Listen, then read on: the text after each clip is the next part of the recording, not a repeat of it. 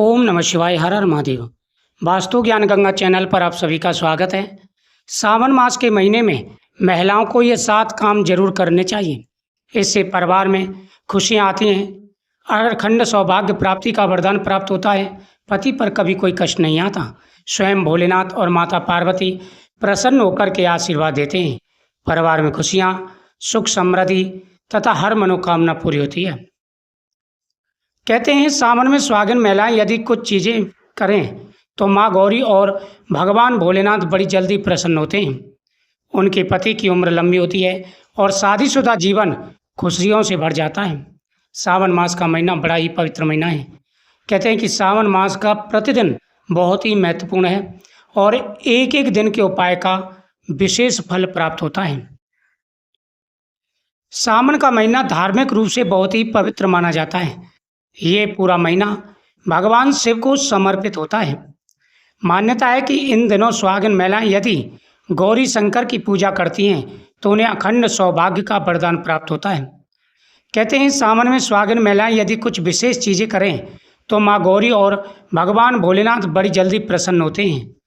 उनके पति की उम्र लंबी होती है और शादीशुदा जीवन में हमेशा खुशियाँ बनी रहती हैं। नंबर 1, सावन मास का महीना जलाभिषेक के लिए जाना जाता है, यानी रुद्राभिषेक के लिए जाना जाता है। जो महिलाएं प्रतिदिन भगवान शिव को गंगाजल समर्पित करती हैं उनके हर कार्य बनते हैं। सावन के पवित्र महीने में सुहागिन महिलाओं को रोजाना शिवलिंग को गंगाजल समर्पित करना चाहिए। प्रातःकाल उठकर स्नान करें और शिवजी को जल अर्पित करें। जल में गंगाजल मिला करके भगवान भोलेनाथ को समर्पित करने से जाने अनजाने में किए गए पापों का नाश होता है। यदि परिवार में कलेश रहता है, सभी को क्रोध आता है, छोटी छोटी बातों पर कलेश होता है, तो शिवलिंग पर जल में गंगाजल और शहद मिला करके शिवलिंग पर समर्पित करना चाहिए।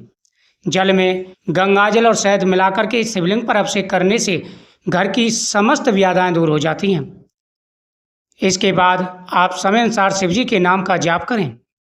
ओम नमः शिवाय मंत्र का जाप हमेशा चलते रहना चाहिए। नंबर 2, सावन का महीना हरियाली का महीना है। सावन का महीना सुहाग का महीना है। सावन के महीने में हरी चूड़ी का बड़ा महत्व होता है। सुहागिन महिलाएं माता पार्वती को हरी चूड़ी जरूर समर्पित करें और फिर माता के सामने से उठा करके वह पहननी चाहिए। जो सुहागिन महिलाएं सावन के महीने में हरी चूड़ियां पहनती हैं उनके पति पर कभी कष्ट नहीं आता। उनके पति की आयु लंबी होती है, परिवार में खुशियां आती हैं, सुख और समृद्धि आती है। सावन के महीने में हरी भरी चूड़ियां पहनना बहुत ही शुभ माना जाता है। कहते हैं हरी चूड़ियां पहनने से भगवान भोलेनाथ और माँ गौरी प्रसन्न होती हैं। सुहागिन महिलाओं को सावन में खासतौर से हरी चूड़ियां पहननी चाहिए। श्रृंगार का बड़ा महत्व होता है। अगला काम है श्रृंगार का विशेष रूप से ध्यान रखें। सावन का महीना सुहाग का महीना है। अखंड सौभाग्य प्राप्ति का माता पार्वती आशीर्वाद देती हैं। बहुत सारे पर्व महिलाओं के आते हैं, तो सावन के महीने में महिलाओं को श्रृंगार का विशेष रूप से ध्यान रखना चाहिए। अपना श्रृंगार जैसे सिंदूर है, बिंदी है, इनको कभी दूसरी महिला के साथ शेयर नहीं करना चाहिए। साथ ही सुहागिन महिलाओं को सावन में 16 श्रृंगार करना चाहिए। मान्यता है कि 16 श्रृंगार करने से गौरी शंकर की कृपा बनी रहती है। सुहागिन महिलाओं को पति की लंबी उम्र का आशीर्वाद प्राप्त होता है। अगर पूरी तरह 16 श्रृंगार ना कर सकें तो कम से कम मंगलसूत्र, चूड़ियाँ, सिंदूर, पायल, बिछिया, मेहंदी और बिंदी जरूर लगाएं।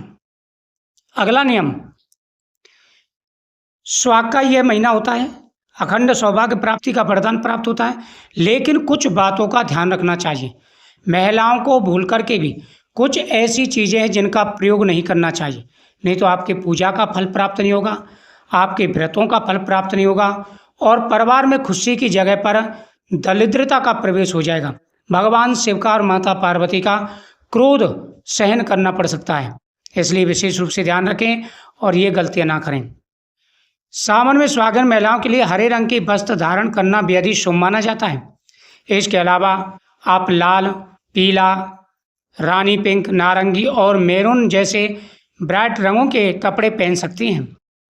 ध्यान रहे सावन में भूल करके भी काले, भूरे, ग्रे रंग के कपड़े ना पहने, इसे अशुभ माना जाता है और पूजा पाठ के दौरान ये रंग वर्जित माने जाते हैं।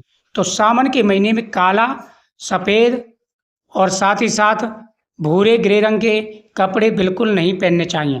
इन बातों का विशेष रूप से ध्यान रखें। सावन का महीना शिव की आराधना का महीना है और पवित्रता का विशेष रूप से ध्यान रखना चाहिए। भोलेनाथ जितनी जल्दी प्रसन्न होते हैं उतनी जल्दी क्रोधित भी हो जाते हैं। कोशिश करें कि सावन के महीने में भगवान शिव का जाप करें।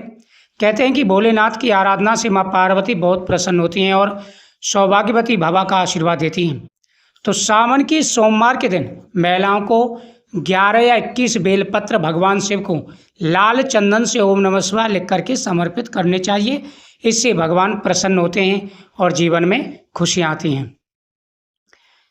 अगला है सावन में श्रृंगार की चीज़ों का दान। बहुत ही शुभ माना जाता है। सावन के महीने में कई ऐसे पर्व आते हैं जो सुहागिन महिलाओं के लिए बहुत बड़े पर्व हैं और उन पर्वों में माता पार्वती को श्रृंगार चढ़ाएं और श्रृंगार दान भी करें। सावन के महीने में श्रृंगार की चीज़ों का दान करना बहुत ही शुभ माना जाता है। मान्यता है कि यदि सुहागिन महिलाएं श्रृंगार की चीज़ें दान करती हैं तो उन्हें अखंड सौभाग्य की प्राप्ति होती है।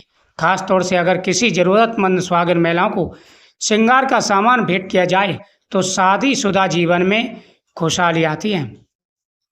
सावन का महीना संयम और नियम का महीना होता है।